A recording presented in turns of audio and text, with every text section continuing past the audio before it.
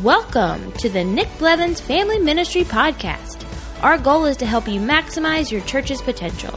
You'll hear from top leaders in children's, student, and family ministry about the principles and practices they use.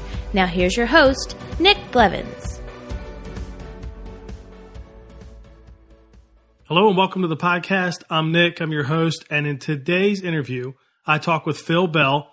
Phil wrote the book Team Up, the Family Ministry Playbook for partnering with parents, and we talk all about what he covers in the book. I've had people ask a lot for a plan, to partner with parents. What's it look like to start from scratch and put in kind of a system to partner with parents?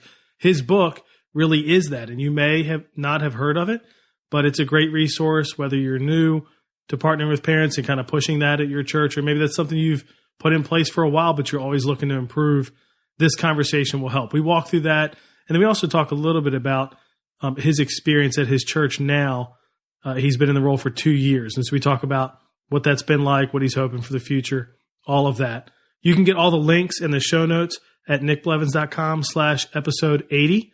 He mentions a couple helpful things that you're going to want to see that we put in the show notes that you can link to, including a website, a hub that they have for their parents, and a couple other things. So we'll have all that in the show notes and you can check that out. But let's go ahead now and jump into my conversation with Phil about Team Up, the Family Ministry Playbook. Well, today I'm talking with Phil Bell. Welcome to the podcast, Phil. Hey, thank you for having me. Well, Phil, tell us a little bit about you, your family, and your church. Well, as soon as you start hearing my accent, you can tell I'm not from around the States. I'm originally from London, England. I came over here in 2000 to study and work in ministry, and met my beautiful wife-to-be about a year in, married in 2002, and we have 3 beautiful kids, 11, 8, and 5, and they keep us super busy. And I live in the Raleigh, North Carolina area, and part of a church called Hope Community Church. We're a multi-site church, and I get the privilege to be responsible for the family ministry team there. And we've got an incredible team of people that are really just making a huge difference in this area and ultimately around the world. And it's super exciting to be a part of. Great. Well, we want to talk about kind of 2 things today. We want to talk a little bit about a book that you wrote called Team Up, a Family Ministry Playbook, kind of a guide to partnering with parents, which I know every ministry leader wants to do a better job with. And then we're also going to talk a little bit about your experience at Hope these last couple of years and what it's been like and what you hope for the future and all that stuff. But let's start with the book. Tell us about the book, why you wrote it, kind of what's the focus? Well, that's a great question. So when I came to the States back in 2000, I write about this in the book, actually. I really didn't have my focus on partnering with parents. I wasn't a parent. I was a young youth worker. And I had an opportunity to work with this incredible youth ministry veteran called Byron Poresh, who's now passed away. But I was excited to work with him, and I went to the local university, the local Christian university, with the hope I could do a youth ministry degree. But they didn't have a full-on youth ministry degree. They had this thing called a family life or a family ministry degree. I'll be honest, I was a little bit disappointed, but it was the closest thing I could do to a youth ministry degree. And so I ended up doing that. But it really, for me, was transformational. I met a guy called Ben Freudenberg, who had written a book probably 20 years before that, all about partnering with parents and family ministry. And he really got me to see that if you don't partner with the parents, if you don't partner with the family, if you don't partner with the ones that are raising the kids as well, you're only really doing part of the equation of really reaching the next generation for Christ. And so that was already in my head as I started out in ministry, and I started to try to figure out how to partner with parents, even though I was a young youth worker and didn't have kids myself. But as time went on, I started to hear from a lot of different speakers at conferences, read a lot of books saying that you need to partner with parents. I'd heard that in my degree a lot. I'd figured out some ways to do it in some part. But what I was finding is that there wasn't a lot of content out there that really helped you to navigate from start to finish how to really partner with parents effectively, and more so practically speaking. And so I guess I went out and tried to find the best resources I could, and made up some things as I went. And a number of years ago, I arrived at this church as a family ministry pastor. It was the first time they'd employed a full-on family ministry pastor, and they basically said, hey, here's a blank canvas. Help us to transition to being a fully Think Orange, family-based, family equipping model of ministry. And so really what we just set out to do as a team was to create kind of, in some ways, 10 things that we did really well over time, of course, not all at once, but would help us to effectively partner with parents. And kind of through trial and error, really, we developed sort of 10 areas that we really started to focus in on as a team and started to establish. And really the book really is kind of a journey of what we did and what we started to establish together that we found really was very effective. And I would say that it hasn't stopped then. I still continue to learn how to do this well. In the early part of the book, you talk about the need for partnering, how it starts with us and our example, but you also talk a little bit about understanding the parents we're partnering with. And I loved that section because sometimes you just forget that like all parents aren't the same or all families aren't the same. And so you talk a little bit about that, how to work past our hesitations. Tell us a little bit more about building the unified team, like partnering with parents, and what we need to understand about the parents who are in our church. Yeah, absolutely. When I talk about building a unified team, the team is us and the parents working together to invest in their kids. And whether it's, younger kids, whether it's students in middle school or high school. And quite honestly, I'm as guilty as this is the next. A lot of the time, depending on our particular situation, our upbringing, depending on what kind of church we're at, it's very easy just to consider just one type of parent or to paint a picture of the type of parent that you're looking to reach. And one of the things I was really challenged by early on is just understanding the world of a parent. So first of all, when I talk about parents, we're not just talking about, single parents. We're not talking about just grandparents raising the kids or parents with children with special needs. We're also talking about those parents that I define as distracted parents. These are the parents who have got a million things going on in their lives. I think as a young youth worker, we think, or a young children's worker, we think that they should be paying attention to what we're doing. We have to understand that parents have a million things coming their way. They have a million emails from various places, from schools to soccer clubs to, emails from us.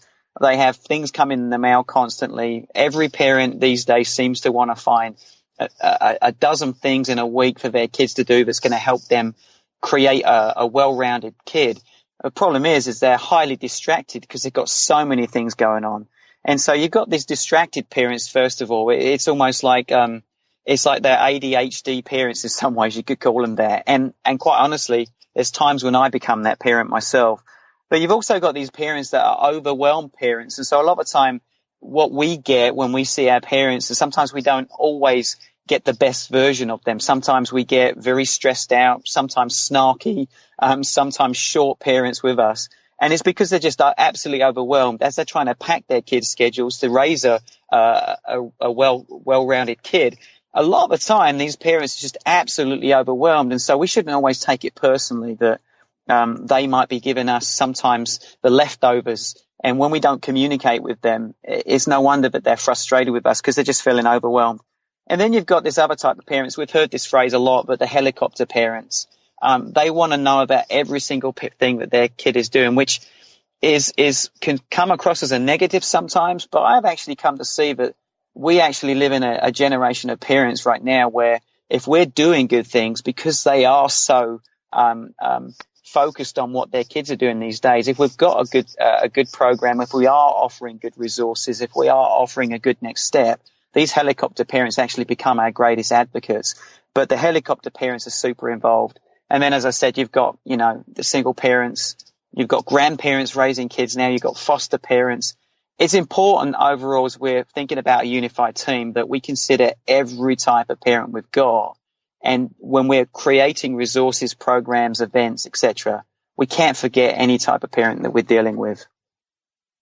We just had our dedication in service, child dedication. And every year we do that, I'm reminded of how we probably don't have the representation of our church that we should in terms of there aren't as many single parents dedicating kids as there are in the community. If you think about what percentage of parents are single parents, that's always a reminder for me. And I think our church actually does a pretty good job. We measure how well or not well we're reaching people who are not a part of any church. So it's not just that it's full of church people, you know what I mean?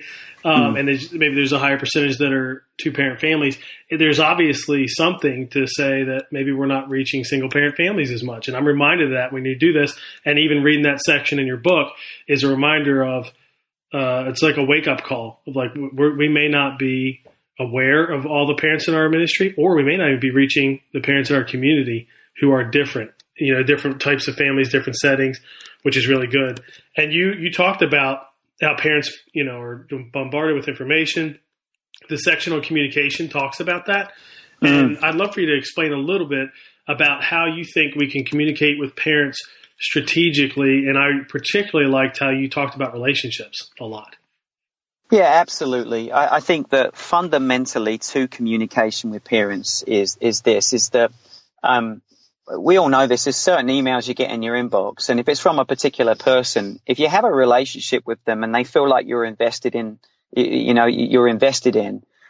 open that email probably before any other email. But if there's some impersonal connection that you have with them in your busy inbox, you're going to go to the emails that mean more to you. And so fundamentally to the foundations of youth and children's ministry, family ministry, it's essential that out of everything we do, we should always ensure that there is a personal connection made with parents. Now, that should seem like common sense. That should seem like a no-brainer. But if you're like me, in a busy ministry week, when people arrive into church or to arrive into your midweek programs or to an event, a lot of the time we're so focused on getting the event done. We're so focused on potentially the kids that are coming. Often it's the parents that are often the ones just dropping off the kids, and there's not a relationship there. So I'll always challenge children's and youth ministry workers to be very intentional about contact time with parents, so that when an email does come or a letter in the mail comes or there's a social media post, they know who you are and they're going to take time to look at it. So that is fundamental. You're absolutely right. In the next chapter, you talk about resources. I love the line you say, be an expert at helping parents find answers rather than one who's expected to have the answers, which is helpful, especially for anybody who's listening who, if you're trying to help parents who have kids older than yours, or if you don't have kids yet, and it's just hard to help parents if you haven't been there. And even if you've been there, kids are unique, situations are unique. So it's definitely a better approach to be able to point to resources rather than be the resource. But practically speaking, what do you think? What works well? How have you helped parents with resources? What do you do at your church? How can we do that well? Well, that's a great question. And so, I think, going back to the communication piece, we should always try to set up a good framework for having a good communication with parents that requires multiple touches and multiple modes of communication. So while it is a lot of hard work to send out the monthly or bi-weekly email, or while it might be challenging to set up, on Hootsuite, a number of social media posts that you're going to send out, these things have to be established so that when you do pass on the resources to parents, they're actually going to see them and actually find them. So that's obviously paramount there to the framework you have to create for communication. But with the resources that are out there, I think that I used to think that I had to write things or create things for parents. And obviously there's certain stages of parenting that I'm not even in right now, but I don't know. What I started to discover is that if you can find experts in your community or experts within your church, anytime you can find someone who's within your community or within your church, that is always by far the best way to try to get parents resourced in a healthy way, because again, there's often going to be a relationship there. Often there's someone in your community that is well known or is known by the parents. So for example, there was a time when we were doing some workshops for parents, and we basically appealed to their felt needs. And so one of the felt needs was technology. And so what we did is we got a couple of people from our community, one of which was a local police officer that was well known. And we had him come in and tell parents about technology, how to keep kids safe, how to ensure that you can monitor what they're seeing and things like that. but this was someone that was well known. And so this person actually was the resource themselves. Then we were able to point parents to more resources that this person was providing at the time as well. So if there's a personal connection there, that's the most important thing. But I would say, don't think that you have to be an expert of particular things. Find the resources and become an expert of the resources. So quite honestly, Nick, a lot of time I'm on social media just like you are, and I'm often scouring around for good resources that I can pass on to parents. So what we've established at our church, we've got this thing called the Parent Hub. It's a standalone website, and what we do is we bring in feeds with permission from those feeds, of course, or we provide excerpts from different feeds from really good blogs that are being written out there. People like Homeward, the Parent Queue, places like that. We're bringing in a lot of that content that's in one place that parents know to go to. And of course, on our social media channels, we're constantly pointing parents to the Parent Hub. In our regular email we send out to parents, we're pointing back to the Parent Hub. So there's one place where they can get lots of different resources as well as latest blogs and articles and things like that. That's good. And we can link to that too, right? So people can see what that looks like. Absolutely, yeah. We'll do that in the show notes. I think I think you're right. Part of it is just knowing what's out there. I get that question a lot, anything from what's a great Bible for my 7-year-old to, this past week, my wife's grandfather passed away. And I know you too have had a loss here recently with your mom. And I went to, because I knew of Brian Dollar's book, Talk Now Later, and we've had Brian on the podcast. I opened that up just knowing that this is going to be the first time we were going to talk about death with our son, who's 4. And it wasn't, obviously we didn't live in the same city, so it's not he didn't know his great grandfather that well, but he'd just seen him a few months ago. It's, been around him multiple times. That was an example where I'm glad I knew. And a lot of parents obviously don't have that to turn to right away. And if we can know, we can help them. Like, you know what? Hey, check this out. This might be a good resource. This could be helpful, as opposed to me trying to help some parent. I wouldn't even try to help them now. You know what I mean? Right. I'd say, no, go right to that resource. That's a good thing. And you're probably, it's probably true that we want to give them resources all the time, but when they really need it, like the felt need, like you're talking about, that's when we can be the most helpful. Yeah, absolutely. That felt need is the key thing, really, at the end of the day. So, having a reservoir, if you like, of resources that you've built up over time, you can then pass them on. And as well as that, I think you start to figure out who are the people out there who are pumping out really good resources all the time. And a lot of the time you can start to get a feel for where you can find things quickly, even if you haven't got that reservoir available. Now, I love in the book that you talk about disengaged parents, because that is the reality that we face a lot. And it's not disengaged necessarily even sometimes just because they don't want to be engaged. It's just they're busy or whatever. I mean, you say the subtitle is How to Train and Equip Parents When They Won't Even Show Up. And I think most people listening are thinking, yeah, I got that challenge. You know what I mean? So what do you do there? That's a great question. Well, I think, first of all, I think in the book I say this. I know I've said it before. I think it's in the book. It's been a while since I wrote it. But I say that, we need to look at parents as not being so much disengaged. They're just engaged somewhere else. And we need to make sure that we create things that are going to appeal to their felt needs. You said that earlier on. And really, I use this phrase, it is our job in many ways not to freak parents out, but we are here to sound the alarm. The stuff that parents tend to want to find out about are the things that they're worried, they're nervous about. And it's our job to say, yeah, we know that you're worried about your kids using technology. Hey, here's some statistics on it. This just validates the fact that you are worried about it. Now let us help you find ways in which you can keep your kids safe online.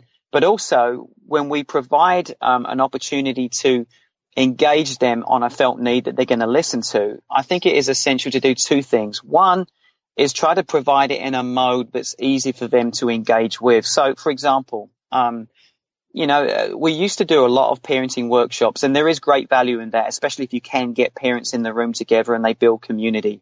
And we'll still try to do things like that to get parents to show up. But one of the things that we're actually experimenting right now is using Facebook Live as an easy mode. We don't have the bandwidth where we're at right now to create these well-crafted podcasts like you create right now. But Facebook Live, there's a lot of parents on there. If we want to engage parents and talk to them about technology, as an example I keep using, this is a great way to be able to engage them in a 20-minute Facebook Live post where we can be very practical, but it's meeting a felt need. So first of all, meet a felt need that they all have. Sound the alarm. Speak to those felt needs. I think the second thing is, in finding out those felt needs, it's absolutely imperative that we listen to parents. So what I've done in the last year is I've had some parent focus groups with different types of parents: middle school parents, parents of children with special needs, high school parents at different campuses that we oversee. And so I've really started to listen to them about how we're doing as a ministry. But one of the things I always ask is, what are some of the things that you need help with? How can we help you? If we say that we're here to partner with you, what can we do to partner with you more effectively?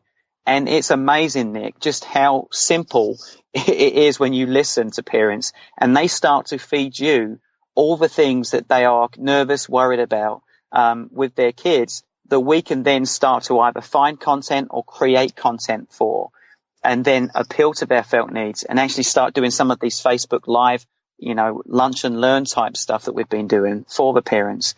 So that's one of the ways I would say that you disengage parents. Hit a felt need, listen to them, and then meet them in that felt need with some content of resources that they've been asking for. It's probably helpful, too, to realize that no matter what, if you're doing a general training for parents or if you're hitting them even with a felt need topic based, you're not going to get all of them, which is fine because they all don't have that same felt need. So do you find with the Facebook Lives, is that something we could see, by the way? Is that look on a page that, like, if we link to it, people could go check one out or something? Yeah, I think we can. It's absolutely out there for the public. So, you could definitely go to our middle school page. Our middle school director, Jay, he's been doing a great job at the start of the year here to do some of these. They call them lunch and learns. But yeah, we could absolutely do that. That's cool. We'll link to that. Do you find, I'm guessing most people watch the replay, or do you get a lot of people watching live? Do you know? Well, quite honestly, we often do it, sort of in the middle of the day. More people will watch the replays, we've found, than actually watch it live, which is great because, again, you're meeting parents where they are. They might not have the schedule to tune in.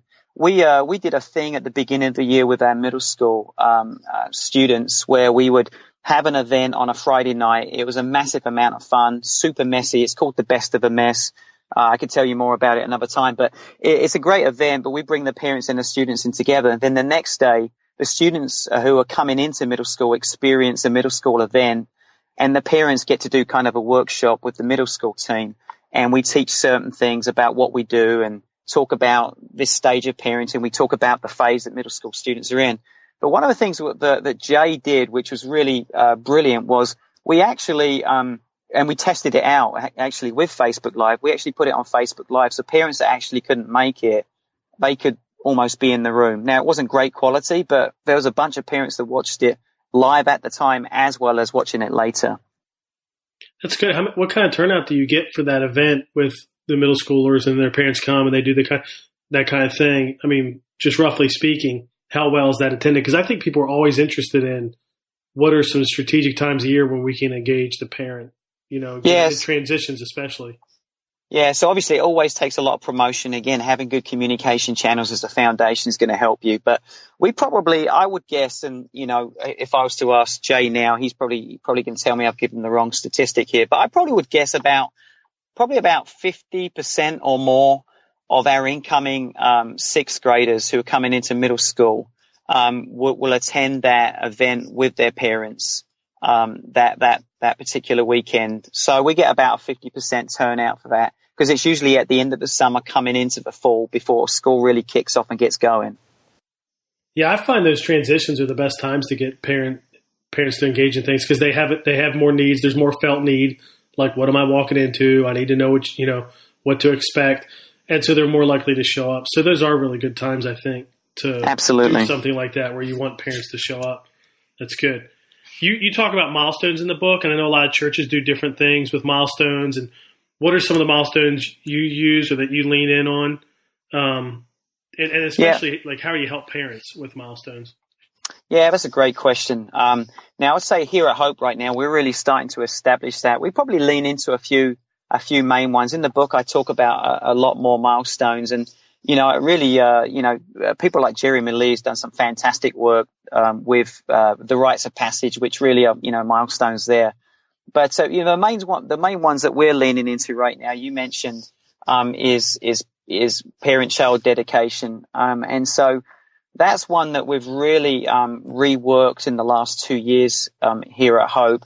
It used to be just a one-time deal, like a class for parents that we did.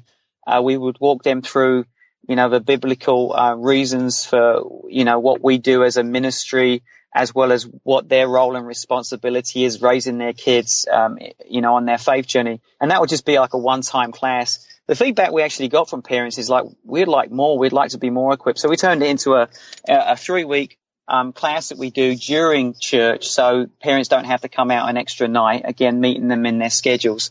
And we actually pretty much broke in those 3 classes that we did. We'd break it into kind of giving them kind of a vision for what's ahead.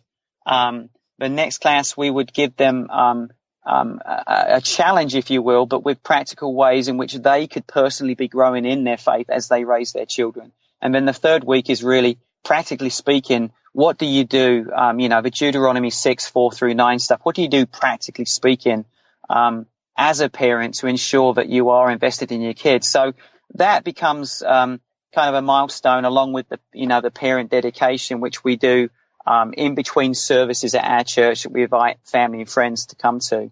That's probably our primary milestone that we've reworked. And then obviously baptism for us in our, we're a non-denominational church, but baptism is something we really work on together. And then the other one really is, high school graduation. Those are the 3 main ones that we do. But if I'm honest, with some of the work that, we're working towards here, we want to add in some more milestones that parents can do with their kids as they go through the parenting journey with them. And so a lot of the stuff that Jeremy Lee, parentministry.net has done, we actually make available to our parents so that they can use and do at home as well. So would we like to do more? Yeah, we would love to do more, but this is where we're at right now. Wouldn't everybody, right? The key is, I guess, that you add what you can. And I think, like the ones you mentioned, dedication, baptism, obviously, graduation. I mean, you start there.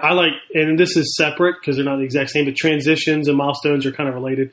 But, transitioning it, like you said, that thing that you do for incoming middle schoolers, those, I think you start with some of those. And, yeah, if you can add stuff later, great. But, I mean, if you can get those foundation milestones and transitions in place, you're in good shape. Absolutely. Because we'd certainly like to add more. But we've had a lot of those foundation ones in there. And man, they're good. They're good. Parents really re-engage there.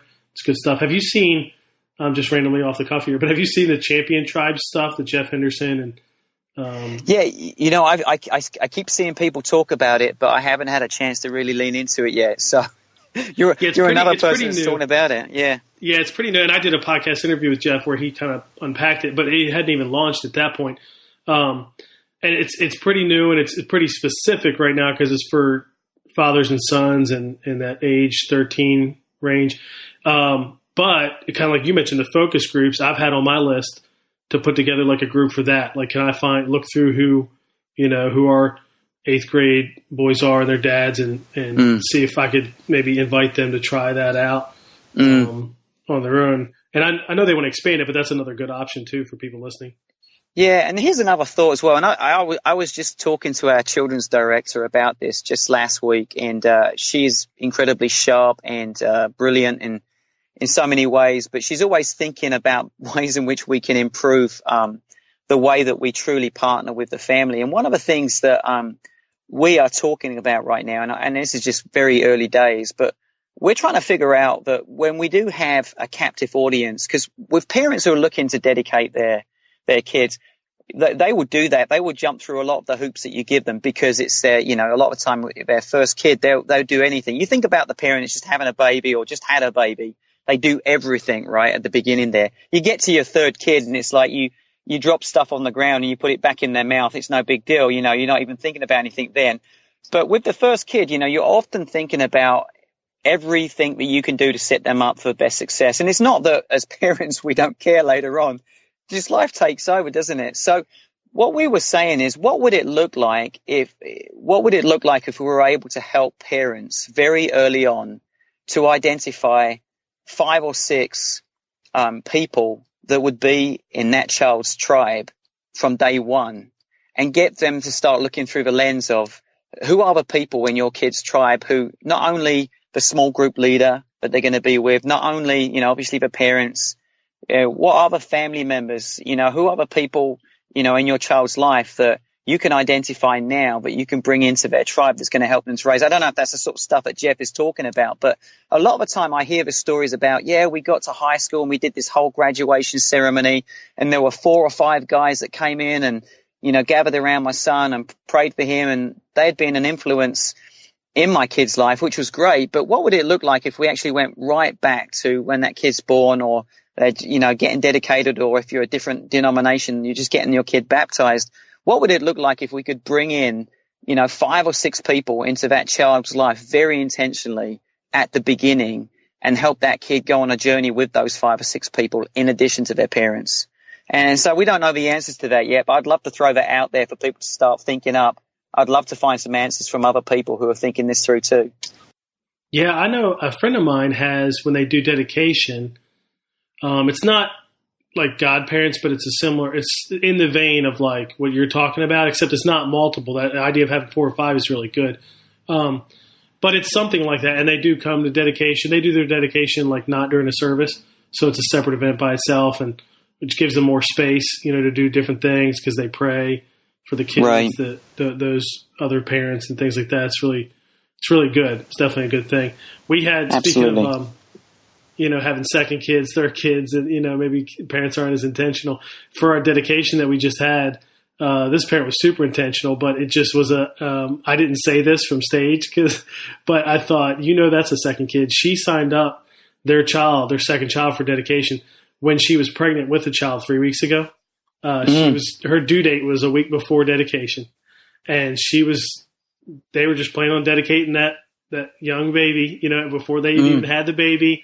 And I thought, wow, you would probably never do that if it was your first child, because you're just worried about everything else and all this stuff. And second child, you're like, nah, we'll be good. And sure enough, baby was born Monday. They came home from the hospital 2 days before Sunday. Friday, came in Friday and dedicated that child on Sunday in our service. I was like, that's a record right there. Youngest. Oh my goodness. Child. And everybody's thinking that somehow they're connected with the Holy Spirit in some special way, but no one else is, because they were able to time it impeccably. I know. I joked with our preschool director. Has she scheduled a C-section? What are we talking about here? Because with my wife and I's experience, I don't think we'd have scheduled anything. You know what I mean? Yeah. We were a week late with the first child, and just so many different things. I don't think we could have done that, but she did. So one more thing I want to ask you about, related to the book, but also, with partnering with parents. I've been having a lot more conversations about connecting parents to each other. And you mentioned these focus groups you're doing. How can we connect parents to each other? How are the focus groups doing? What do you see there? Yeah, that's a great question. This is, I'm going to use this expression. An old mentor friend of mine once said that, it's like throwing mud at the wall. Sometimes you have to throw enough mud and eventually some sticks. So that could sound very disenchanting, but I think that with trying to connect parents, you've got to make every effort to try to connect them with each other. What we've tried to do, and what we try to do, is anytime we're bringing parents in for an event. So every year we do things like Best of the Mess with middle school. We do a number of events where we will strategically ask parents to come in. A lot of the time it will be a fun event, but it's a very low bar event that parents and kids get to have fun and celebrate together. But what we'll do is we'll have the kids or students go to a particular place and do some of their programmatic pieces, but we'll get parents in the room. Anytime you've got parents in the room, don't just have them sitting there, waiting around. Do something very intentional that gives them some opportunity to discuss, who they are, who their kids are, what they do, discuss a funny parenting moment, just to kind of build some community with parents. And a lot of the time, if you've got different school districts represented or anything like that, try to be very intentional about trying to put, parents from, same school districts, in the same areas, to be very intentional like that. So never miss an opportunity to bring parents together and get them talking to each other. Because what you find is if you could give them some easy first base questions, but then followed up by some maybe more pertinent questions that will take them to a place of, hey, what's one of the biggest challenges of being a parent of a middle schooler? Or what's one of the biggest challenges of being a parent of a toddler? Or what's, some things like that. Parents often feel like they're alone. They feel like they're the only parent that's making a mistake. They feel like they're the only parent that's not got it all together. They constantly look at Facebook, Instagram, and all the social media out there thinking that everybody somehow has got it figured out. When you get parents in the room and you can help them to discover they're not the only parent that's messing things up, they're not the only parent that's made a mistake, they're not the only parent that's struggling, that is life-bringing to a parent. So I think that's the first thing we can do, is try to intentionally create community there. The second thing we should be doing, and this is not rocket science really if you think about it, if you've got a small group ministry or any ministry in your church which helps people get into smaller groups or smaller environments, as a youth worker, as a children's ministry worker, as the next gen leader of your church, you should be shouting from the rooftops about the incredible small group ministry at your church, or the incredible classes that you offer at your church, as a way to get parents to be in community with each other. So you might not have the opportunities to create community for parents. Find the things that already exist in your church and promote it as much as you can to those parents as well. And then obviously with the focus groups, I've found that that's been really good, because when you start to ask parents what are some of the things that you struggle with, when you do that enough times, you'll get a lot of good information. What I see happen is I'll step away at the end of the meeting and there'll be tons of parents gathered afterwards having these side conversations, talking about the thing they heard the other parents say. Hey, can I talk to you about that? And I'm going through that too. What did you do? What was your answer? And in the end, what parents end up finding is the answers that they need are actually within each other. And that's really, again, life-bringing as well. So it's not rocket science to do that. But if you can find those ways to connect them in your events, as well as push them towards other smaller opportunities within your church, that is absolutely huge. Yeah, I was talking about how we just had a parent event, and one of the things I said there it's the same thing you're saying, is when you get around other parents, you realize you're not quite as bad as you think, and your kid's not quite as weird as you think. Both are a lot more normal than you think, which is really helpful. It's like you said, it's life-giving. The other thing as well is, and we talked about this with our parent dedication class, it's called Explore Parenting. What we also intentionally did in that class was create a lot of conversational time. So we'd have like a 5 to 10 minute TED talk, and then it would all be questions around the tables. And so again, anytime you've got a class or a way to equip parents, find ways in which to get them talking as well. So again, it's only a small thing, but a lot of the time we just want to give them content. The best thing we can sometimes do is actually give them community. And so, find ways to do that as well. But carry on, move on. No, that's good. That's really good. You're right. We should get them in community more, because that'll be long lasting. Like they'll keep going back to that if they make those connections. It'd be really helpful. Plus, most of the time, other parents can help each other more than we can help them, even if we are parents. You know what I mean? But before we let you go, I wanted to hear a little bit about your experience, because as we were talking about your experience at Hope, you're 2 years in. So, you've probably got some stories of things that you've been working on there, initiatives, challenges. I know a lot of people listening are new to a role, or maybe they're 2 years in, or maybe they're 5 years in, but they still have things they want to change. So what's it been like for you, your first couple years? What's it been like? What are you looking forward to in the next couple years? Give us some insight into your journey there and what it's been like.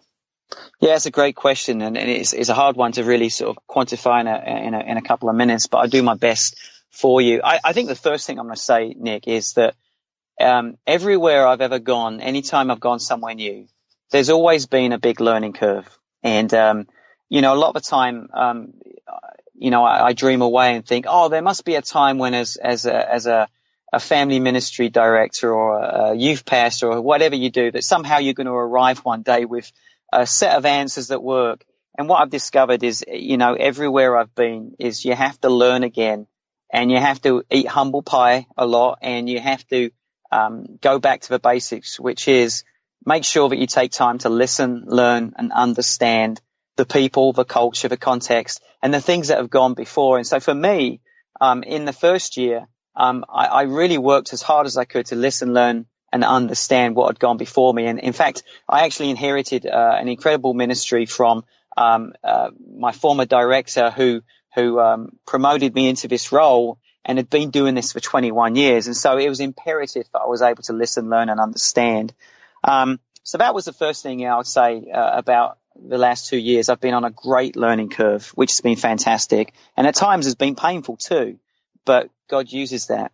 The second thing I say is just learning how, as a multi-site church, we're learning how to reproduce our family ministry in a way that there are certain foundational areas that work at every campus that are definitely things that we have to pass on to every campus, but also trying to find ways in which to help each campus to stand alone and have their unique identity as well. And so when I got here, we were very, very much focused on the founding campus, and a lot of things were done at that campus, and it wasn't really spread out of the other campuses. They were kind of, sort of taking the back seat a little bit. And so what we've done and what we've been doing and continue to do is to try to find ways in which to reproduce who we are for the campuses so they can stand alone. And that comes with staffing, that comes with the way we invest in volunteers, the environments that we create, the values that we have through each campus. The third thing I probably would say is that we've really had to up our investment in our staff and our volunteers in terms of the development. We've created a great framework. We've got some great environments we've created for kids and students and our families with special needs. But what we've found is that we grew very quickly in the last 5 or 6 years, and we're playing catch up with our staff and volunteer investment. And we're realizing that our staff and volunteers are not equipped, and mostly they're not empowered enough to own the ministry and really truly lead it. And so we're almost having to go back to basics with what does it mean to truly train and onboard volunteers well? What does it mean to ensure that we've got manuals and safety protocols written down that we pass on that everybody understands? Things like that, a lot of basic stuff. And then the next part is really just how to transition from being more of a church-centered or family-based model to what Timothy Paul Jones would describe as a family equipping model, where our environments are meant to be the catalyst for creating faith growth in our students and our children, but they are really the catalyst. What can we do to help that student take the next step at home by themselves or with their parents? Or what can we do for those parents when the children leave, but there's things that they can do with their kids to continue the conversation at home?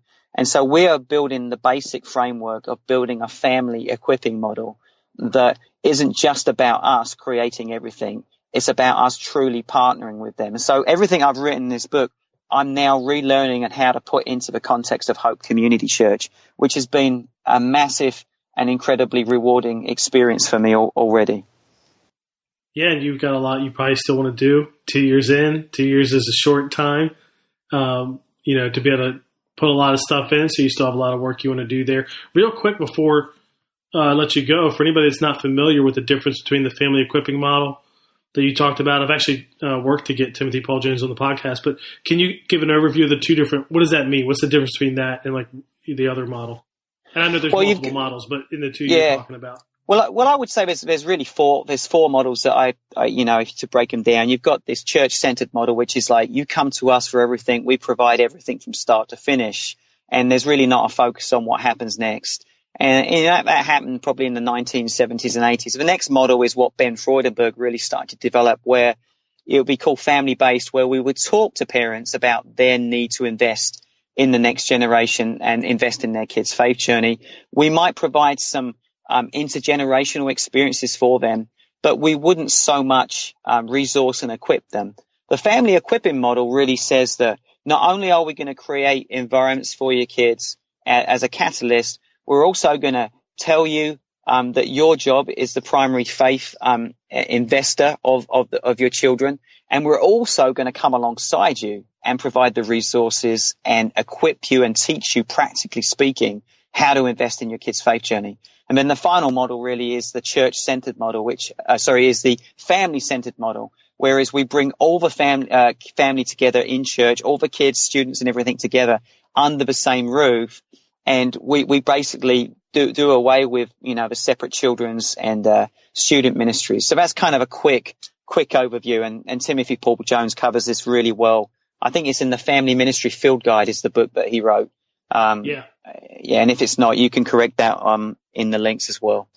No, that sounds right. And we'll link to that too, if anybody's interested. And obviously most people are looking for that family equipping model. I know some folks are leaning into that, like family-centered, trying to create experiences like that at church, or maybe it's like a blend. They're trying to get mostly family equipping, but still have some of the family center where they're actually doing a lot together at church, which is kind of new. Yeah, absolutely. And I think it depends on what kind of church you are as well. With certain churches, that transition is going to be tough to make. But there are really great times when you want to bring the whole family together. That's very healthy. And there's other times when you want to be more specific to the parents or more specific to the kids or students. And so depending on what your church looks like will depend on what sort of model you want to adopt. I think a lot of churches nowadays are moving towards the family equipping and towards some parts of the family-centered model. Yeah, I think so too. Yeah. Well, Phil, this has been really helpful. Thanks for writing the book. I hear the question all the time, like, what's the plan to partner with parents? Like, can you give me a guide? And your book is very much that. It is a playbook of sorts to help partner with parents. So that's really good. And thanks for taking time to come on the podcast. If people want to connect with you, or if they have any questions or anything like that, how can they reach out to you? Yeah, probably the best way to get me is I'm on Twitter at Phil Bell. That's PhilBell. They can also, if you want to reach out to me via email, you can reach me at phil@philbell.me.